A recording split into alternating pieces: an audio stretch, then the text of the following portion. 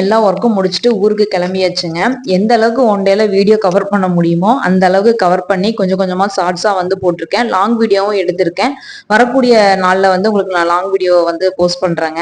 யாரெல்லாம் இது மாதிரி டிராவல் போகும்போது ரோட்டு கடையில விற்கிற எல்லாமே சாப்பிடுவீங்கன்னு சொல்லுங்க. நாங்க வந்து மேக்ஸிமம் பாத்தீங்கன்னா பேக்கர் சைடு கொஞ்சம் அவாய்ட் பண்ணுவாங்க. இந்த மாதிரி ஃப்ரூட்ஸ் எல்லாம் இருந்துச்சு அப்படின்னா சீசனபிள் ஃப்ரூட்ஸ் என்னெல்லாம் இருக்கோ அதெல்லாம் வந்து வாங்கி சாப்பிட்டுக்குவோம்.